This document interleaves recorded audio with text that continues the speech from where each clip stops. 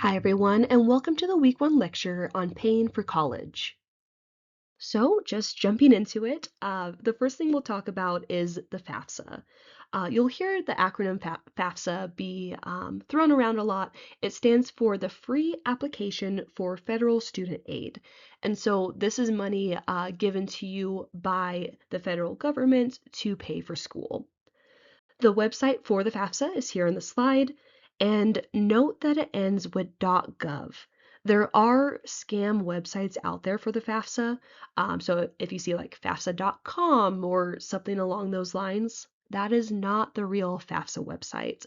And so you have to be careful about this, one, because you want to receive that money, but also you don't want to be giving personal information to someone outside of the FAFSA government websites.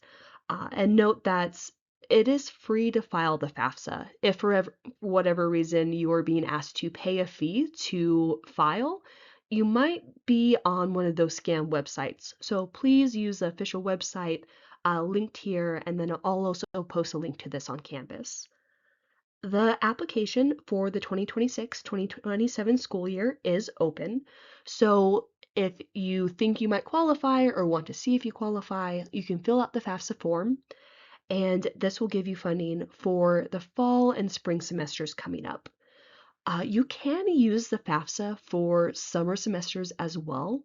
Here at ISU, if you want to do that, there's an additional form that you have to fill out. It's called the Summer Supplement Form. And so what this is, it's a pretty short document. It's like 4 or 5 questions that just tells the university that you want to use some of this funding for summer courses.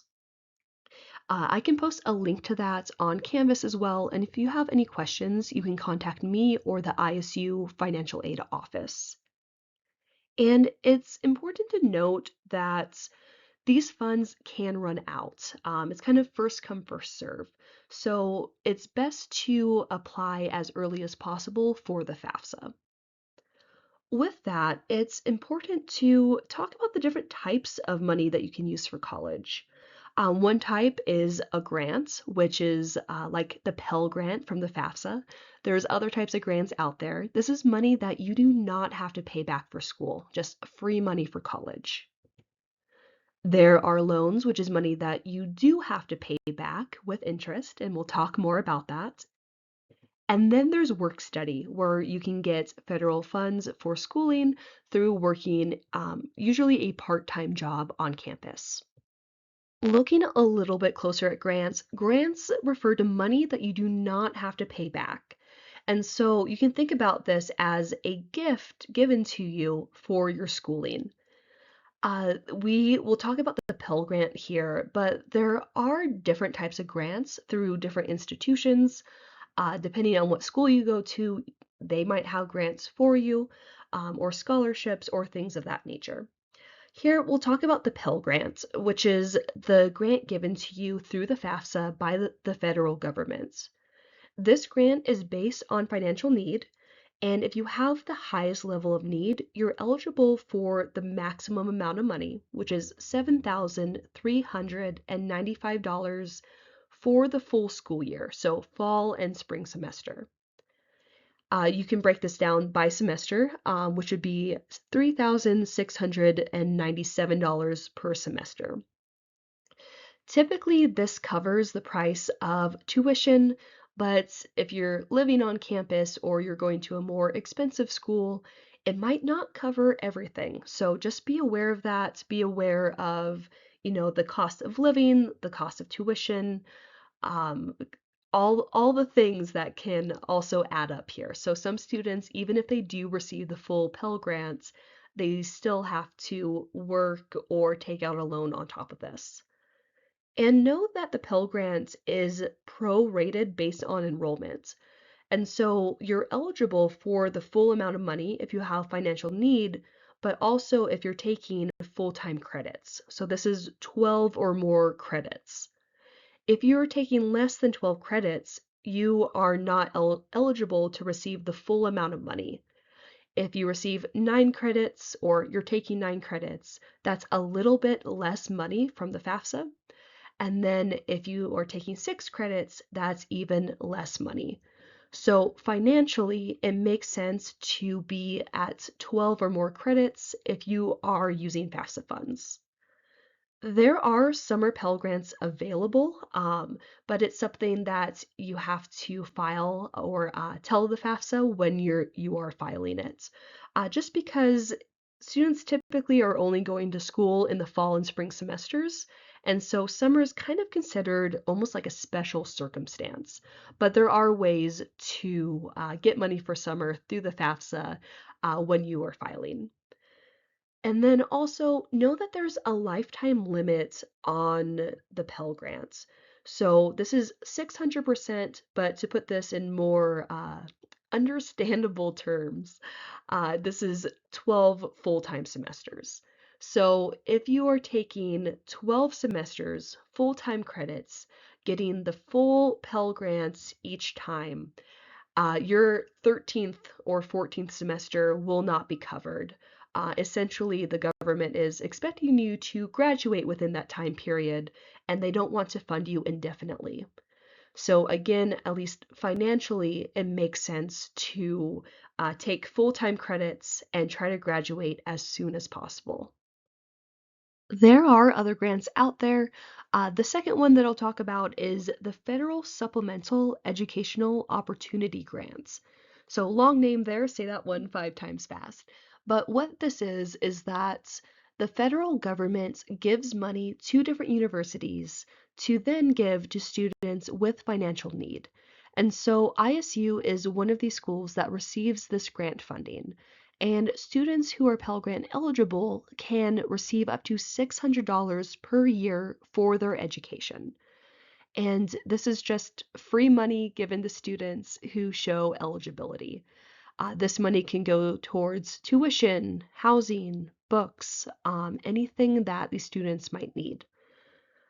But, with grants, just because you don't have to pay it back doesn't mean that there's not some sort of string attached here. Essentially, students are expected to stay in school when they receive grants.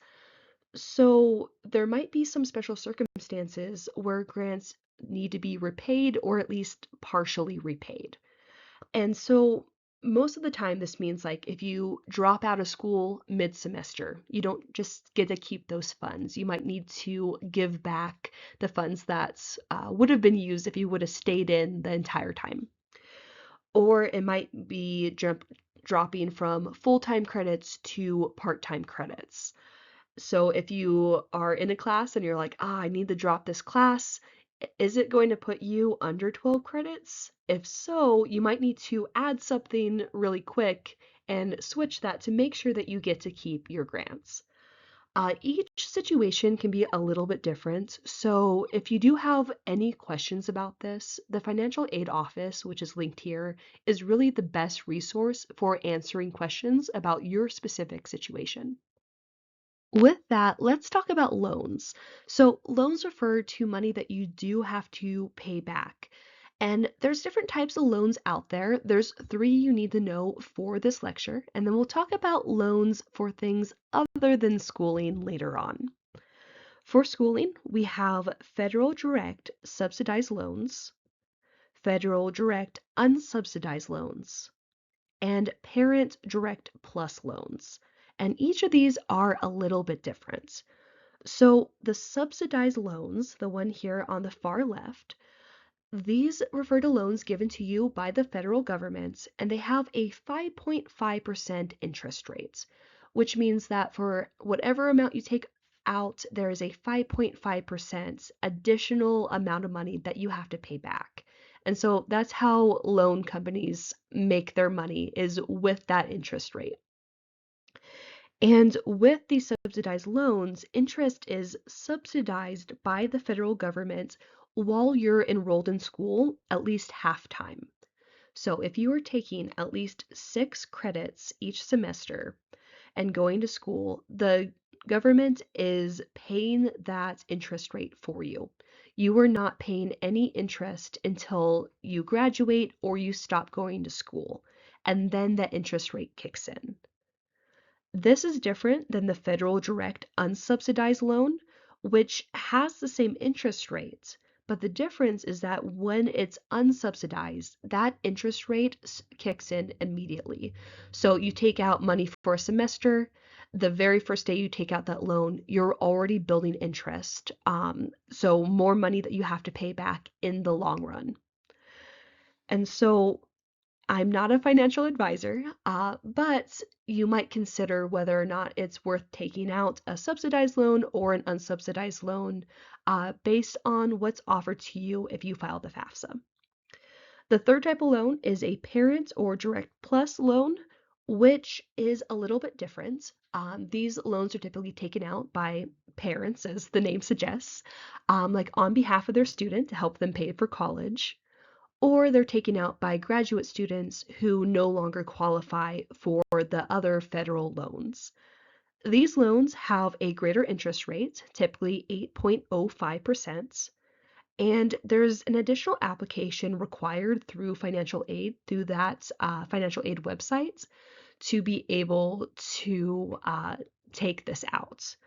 And so this covers the amounts remaining, like whatever it is for tuition or housing or meal plans, after aid and other scholarships have been applied. So, in other words, they're what we call last dollar in. You have all of these fees, you're paying them off, and then at the very end, if you still need more money, this type of loan will help to pay for it with an increased interest rate. So this last one tends to be a little bit less common for students in money management, but it's still good to know about in case your parent wants to take out a loan or you are planning on going to grad school later on. When it comes time to repay your loans, there's typically some sort of loan servicer that you pay. You don't pay the federal government directly. And so there's different loan servicing management companies out there. There's Sally Mae, Navient, Great Lakes, Nelnet, Fed Loan Servicing, and others. And typically, there's a 6-month grace period following your last term attended before you have to start paying off your loans. And so, this might mean that you graduate, or you drop out, or you're taking a gap year, whatever it is.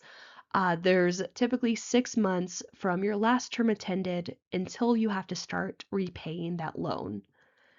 The repayment plans, so like how much and how often you're paying these loan service managers, really vary. There's three types of common payment plans. There's standard, extended, and graduated. So a standard payment plan means that you're paying a standard amount each month.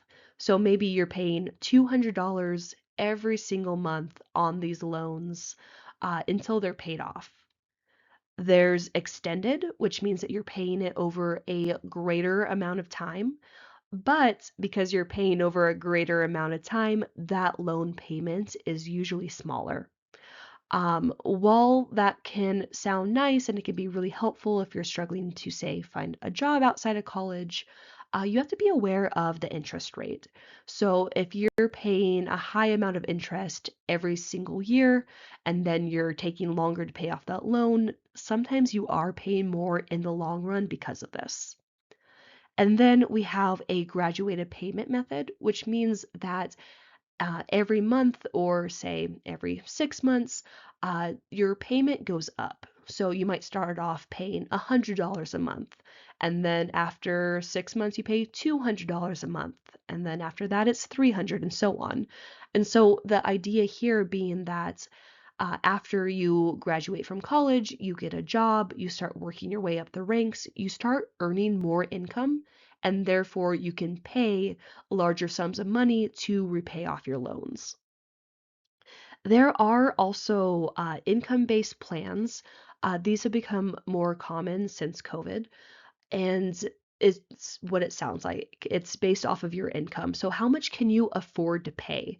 And so you might have this loan servicing manager say, okay, we're going to give you this graduated repayment plan, but then you struggle to find a job or it's just too high of a repayment for you. You can tell them, okay, hey, I'm only making this much money. Let's make payments based off of how much income I am currently bringing in. One thing to know about life is that it throws lots of surprises at you. So, if something happens where you are unable to pay your loan for whatever reason, there's typically different ways to go about that with a loan company. So, one way is through forbearance, and the other is through deferment. And both of these help you when it's unmanageable to pay off a loan or it's unfeasible to do so. So, forbearance is putting off a loan due to some sort of approved circumstance by the loan company. So, this might mean going back to school or joining the military, something that's going to make it really hard to be able to pay off your loans during that time period. Deferment is more temporary, so say like 1 to 2 months, and this might mean that you need a little bit more time to find a job, or you just got laid off, or you end up in the hospital unexpectedly, knowing that, okay, I can put a temporary halt to my loan repayments and then come back to it at a later date. But regardless of whether it's forbearance or deferment, it's important to be aware of interest. Typically, with either of these, there is still interest accumulating, and so if you have to take forbearance or deferments, you do tend to kind of pay more in the long run because of that interest. There are other programs out there, such as the Public Service Loan Forgiveness Program, or PSLF, which will forgive your loans after 10 years of some sort of public service. So, to give you an example, being a college professor, after 10 years of doing so, my loans will be repaid. After 20 years of repayments, student loans are forgiven for everyone, though. So even those that are not working in public service. If you are paying for 2 decades, after that time period, the rest will be eliminated. And the loan repayment structure has changed somewhat following the pandemic. And so this is mostly like more flexibility in repayments, a broader definition of what qualifies for forbearance. And so if you have some sort of situation where you think it might be difficult to pay off your student loans, it is worth reaching out to your loan servicing company and seeing if there is any new accommodations they can provide you. So I don't think I need to convince you that college is expensive, right? That's something that most, if not all of us, are aware of. But to give you a point of reference, in 2023, the average student loan debt for college students was $37,172. So lots and lots of money being spent on college that students have to repay back.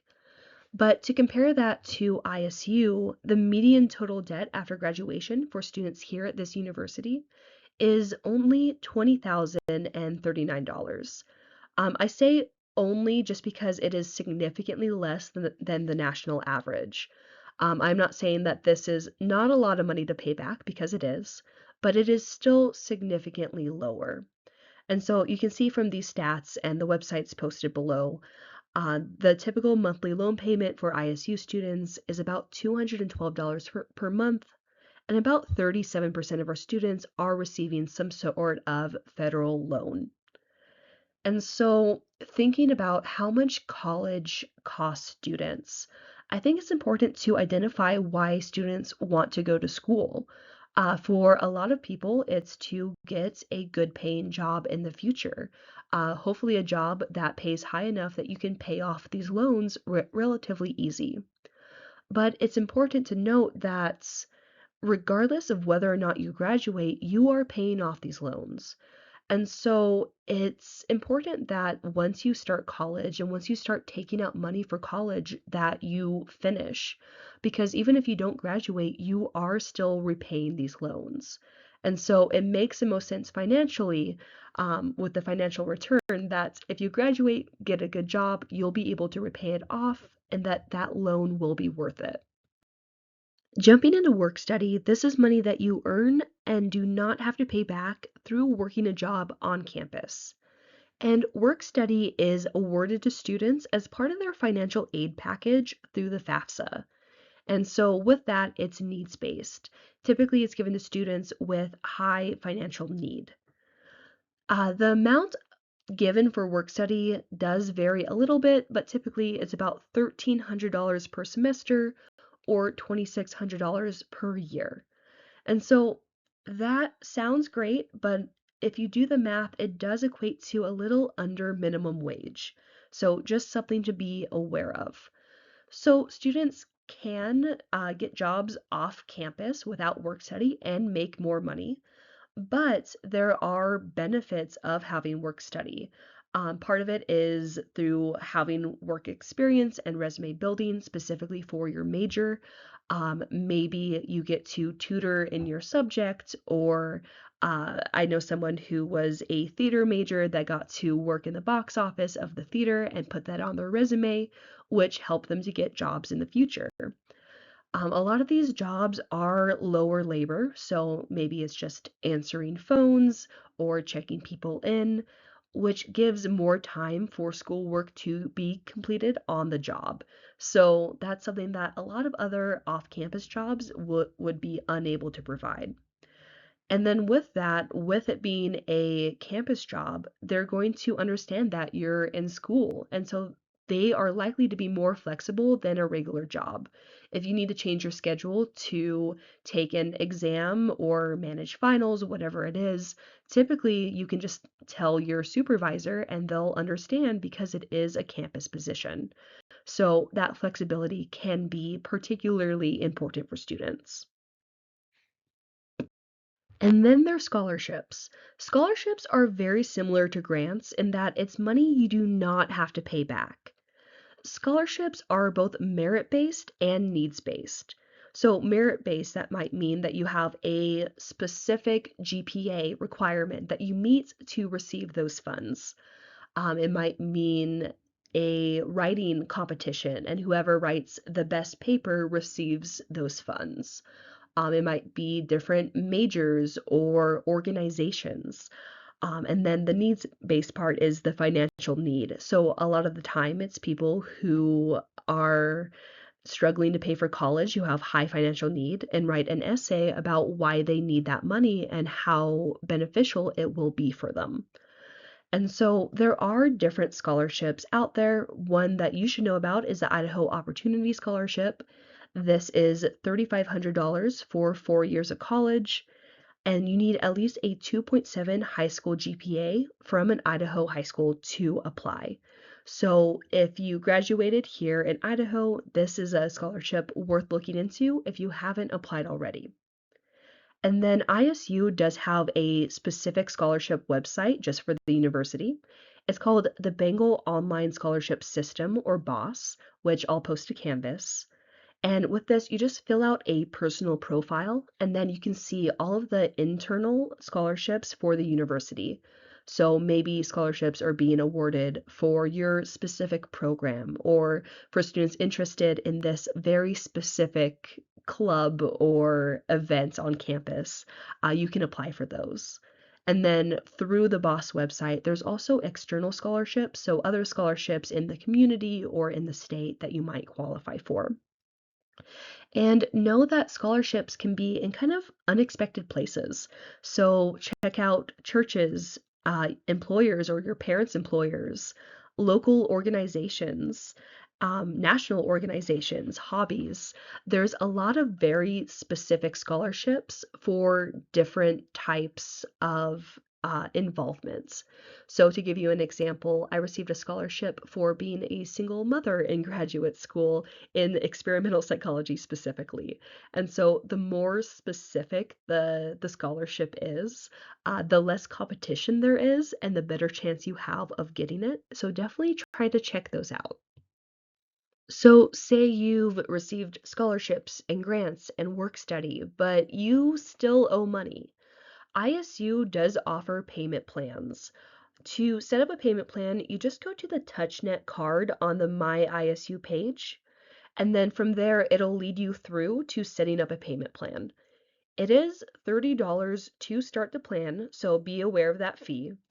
But ISU does offer variable payments. So this might mean every 2 weeks or every month. You can work with ISU specifically to repay off whatever you owe in tuition. With that, let's think about some of the costs of college. Most of this lecture is tuition focused, and most lectures focused on paying on college are tuition focused. But there are different like umbrella categories for different aspects of our lives we have to consider. And then under tuition itself, we have to consider how expensive it'll be if we go full time or part time, or if our program is just per credits. We have to consider class fees and program fees.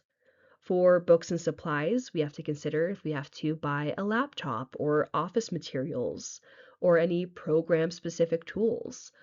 To give you an example of this, I had to pay for statistics software out of pockets for my 6 years of graduate training, and that added up.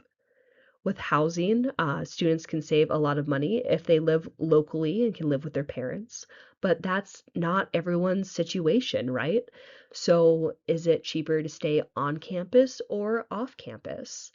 If you stay on campus here at ISU, you are required to have a meal plan, which is an additional cost. Some students can, cook at home. Here in our dorms, you can't have any sort of open flames, so it's cooking with a microwave or an air fryer. And some students are okay with that, and others are not, right? Um, so some of these are going to depend on kind of who you are as a person. Uh, on the same note, there's transportation, so car payments and gas. And, if you live on campus, you probably save on gas. But you have to consider insurance, or if you don't have a car, are you going to use ride shares or public transportation? And then we have to think about like the other category here about personal needs. So personal care items, shampoo, soap, medical supplies, or what happens if you have to go to the doctor. And then you can see that entertainment is on here as well. A lot of students, when they think about budgeting, they don't put on like this entertainment category.